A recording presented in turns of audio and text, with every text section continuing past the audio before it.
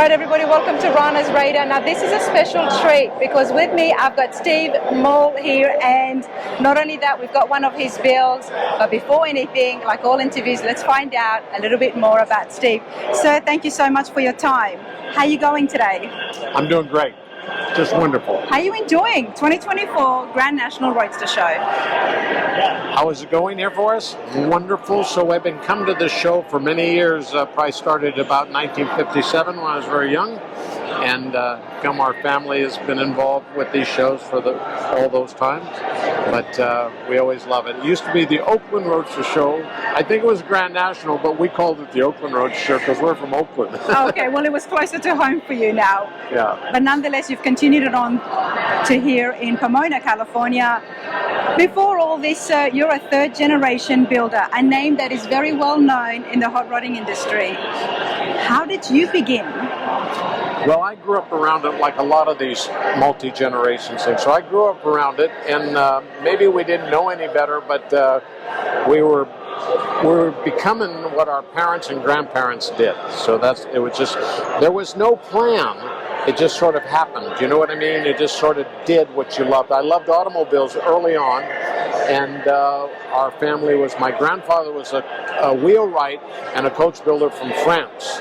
And he came to this country at about early 1900s and started building cars. And I carried on a little bit. My father raced boats, so he did more boat racing than car stuff. I came along like the cars, and now my sons are doing it, 4 generations. And now the 4th generation is continuing on as well.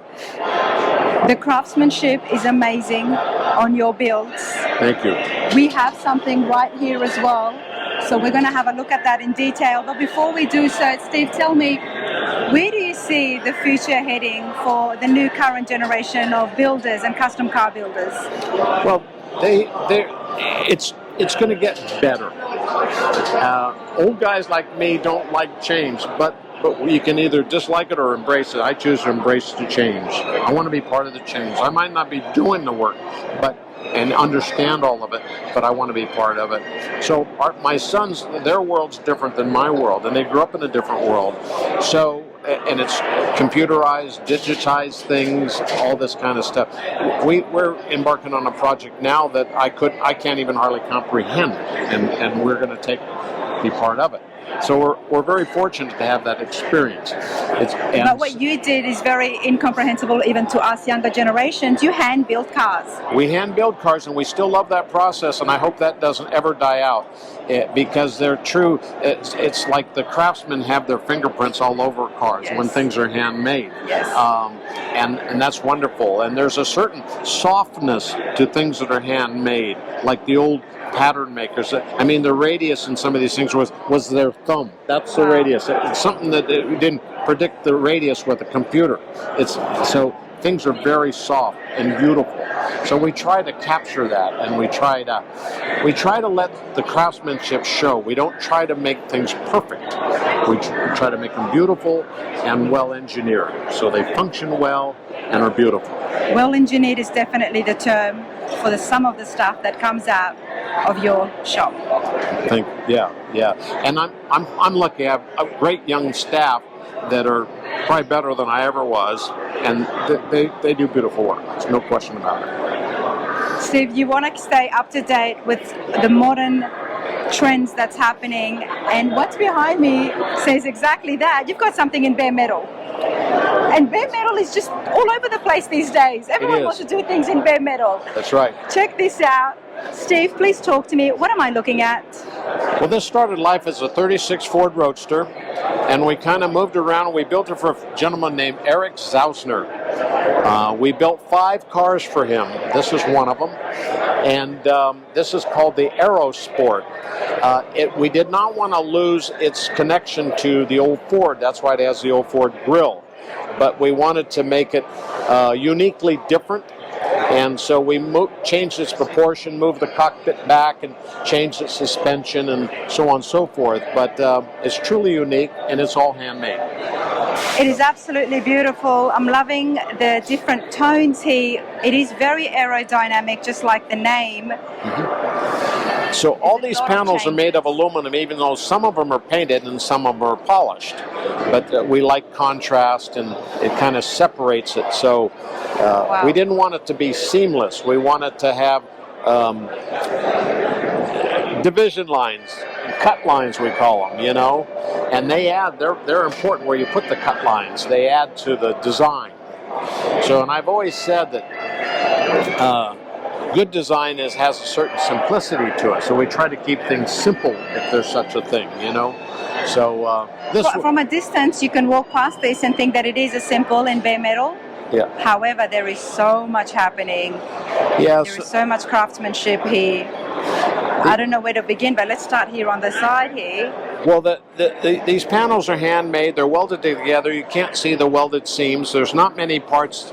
This particular fender is probably made out of 2 parts, maybe 3 parts. That's all, by a true craftsman.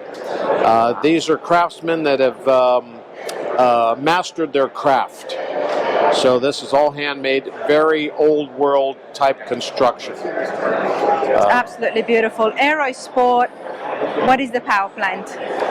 This is it's a 312 engine, a Ford engine, which they call a Y block. It's got a couple of blowers on it just to keep add more horsepower and more glitter and so on and so forth. But it's pretty amazing. Everything you're looking at there, we machined. It's all been machined and so forth. So wow. And or hand fabricated, you know. How did this vision come to you? Is this a customer's car that they wanted and they came to you, or? We had built 5 cars for this gentleman. This, I forget where this one fell into the lineup, but he liked special things, and a lot of these ideas were his, and he pushed us to achieve. And he would draw some stick. So he was very involved. Very involved. Probably spent a day or 2 at least at our shop every day, every week, every month. So yeah, we had developed a great friendship. Eric Zausner is his name. He's passed on now, but he's left some great cars. These cars now, his cars, the 5 that we built, are on permanent display at the Speedway Museum in Nebraska, Lincoln, Nebraska. Wow. So, the Museum of American Speed in Lincoln, Nebraska will be featuring all 5 of Eric's cars. That's correct. And all 5 have been built by yourself and your team. That's correct. Okay, well, you can check it out there in person. I will put the details of the museum on the screen as well, because this needs to be seen in person. I've only seen the front end of it, and I'm excited. We'll show you some more. We'll show you. Want to see the cockpit? Absolutely. You want to sit in it? I would love to sit in it. I will never say no to sitting inside a classic, everybody. You should know that by now. But I would like to sit in this. This is just so unique. It's bare metal, yet it's above the bare metals that I have been seeing. I want you to sit in. Wow. Oh, wow. There's a lot to look at in there, so you could... Wow. Well, before I sit in it, can I just show everybody, look at the door panels. I'm absolutely speechless. The inside is just as different as the outside, and it is the cockpit. It's Aerosport, and it looks like I'm sitting inside an actual cockpit from where I'm standing. And that was the owner's dream. That was his wish. He wanted a car that had very much an airplane cockpit. We actually had a fellow building an airplane that was copying this cockpit. Wow. First of all, the seats. Steve, talk to me about the seats. Yes. Well, they're all handmade. Everything's handmade. They're kind of a web, springy surface. You can get in there. It's quite comfortable. Wow. Okay, wow.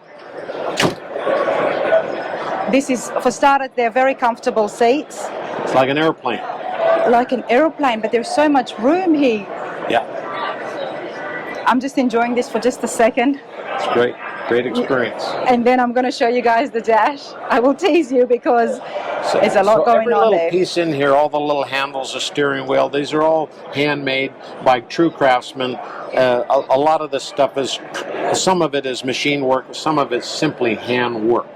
They sand them and file them and cut them, and it's pretty amazing work. Wow. Wow, okay.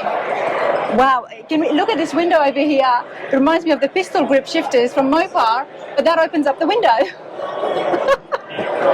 Okay, so all these, talk to me, the speedometer, where is everything? There is so many here. A lot of gauges. Lot of Typical gauges. airplane. But this is not an aeroplane. Are you telling No. me that this is going to fly? This, That's all that's left. although going down a highway, sometimes you feel like you're flying. It would. And people think you're about ready to take off. Wow. Wow, a lot of gauges here. So obviously we can see the oil, the water. Now I've got boost left and right. Yeah, and there's left and right extra boost, and there's been quite a few years since we built. I can't even recall all the things. There's a lot of different gauges in this thing. It's wonderful. This reminds me of a very, very luxurious, I don't want to say a rat rod because it's got so much studs and stuff that it's a very high-end build, everybody. Yeah. It's something that you sit inside and you know that, wow, there's a lot of work that's involved in here. There's a lot of passion as well, and I think that's what draws me the most to this, is there is so much character, and that's why Eric was so involved. That's right, and you could fill up a warehouse if you took this car apart in little handmade pieces. There's a lot of everything around you, everything is handmade. Wow. Well, I'm going to step out, but let me show you guys. I'm going to call it the headliner. Steve, what would you call it? It's like the headliner, but this is just very unique. And the fact that the top, this is what's so different, and I want to talk about this when I step outside. I can set it down for you if you want to sit inside with it closed up. No, I've seen inside a few that have been closed up. I want to keep this open because it's so different. Never seen one like this with the top open. I don't need to worry about hitting my head. That's right.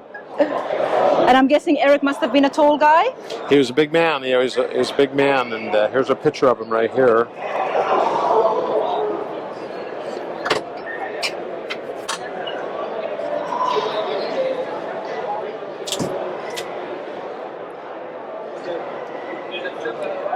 All right, Steve, the top. Let's have a talk about the top. Well, the top is the classic gull-wing doors, which the Mercedes 300 SL gull-wings were known for. And Eric's large man, he wanted a little more headroom, but he wanted the top to be very low. So this helps you get in and out. And not to mention, it's pretty striking in appearance. I mean, it's pretty wild, you know. Especially when you've got it open with the butterfly hood up there. It's Yeah. So everything's aluminum. The skirts are everything is made of aluminum. This is what I'm talking about. Look at this, even just to the boot, I mean the trunk. I love fins on cars, so we incorporate a little tail fin for stability. Unique exhaust tips.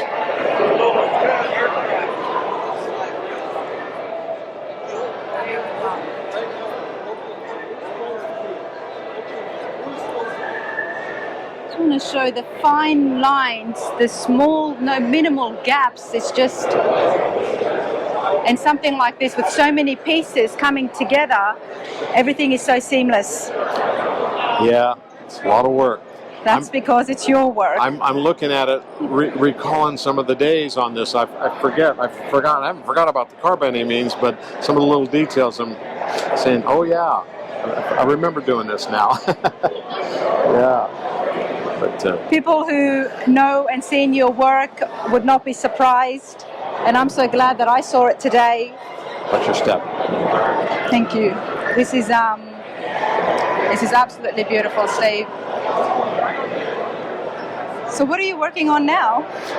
Well, we do a lot of restoration on Ferraris. We did Ferrari work for Mr. Zausner as well, restoring Ferraris and paint work or whatever. We still do a lot of that. We're building the sports car right now. We're building some pretty special handmade cars right today. We are. I have a sports car going together now that's all American. So it's kind of something that might have been built in the 60s, but all American. Okay. That's kind of the feel for it. I was spent time at the Indianapolis 500 racing, and I got to know some of the race car builders of those old Grand cars and became friends of mine. So it's going to have some influence from what they did on the old Indy cars, the old Indy car Roadsters. So it's not going to look like one of those, but there'll be little bits and pieces that... In my mind, I'm thinking Corvette, American sports car, and then, you know, you've got Ferrari elements happening. I don't know, I'm thinking a lot of things. Yeah, well, we've built some with Ferraris in them engines as well. Okay. But that our latest one is an all-American effort, you know. Wow. Steve, this is amazing. What do you drive? What's your favorite car? Well, I do have a sports car that's powered by a 250 Ferrari engine. It's called the Gatto. The Gatto. Gatto, and it's one of our creations. That's one of my cars. I have a 1932 Roadster, Ford Roadster, which is one of our creations, and it has a tube chassis, and it's detailed a lot, you know. So it's functioning art, I guess you call it, you know. Functioning art, third generation builder. Now you've got the fourth generation in the works as well. Yes. There is no chance of retiring. No. I'm only 77 years old. Why would I retire? Why would you retire? Why would you retire? And I love the fact that you are just embracing, modernizing, and what's happening to keep up with the next generation. Well, that's because my sons are part of that generation, and they run our business now, and I just want to take the ride with them, you know what I mean? And I'm as excited about our new projects as some I did as a kid, so I'm still excited. I want to come out and check out the shop one day. You're welcome anytime. And see the current projects and give you guys a tour, a backstage tour on exactly what happens, because we all enjoy that, and especially when it comes from such a talented icon, an absolute icon. So I appreciated your time so much. Thank you so much. Thank you. Good luck to you.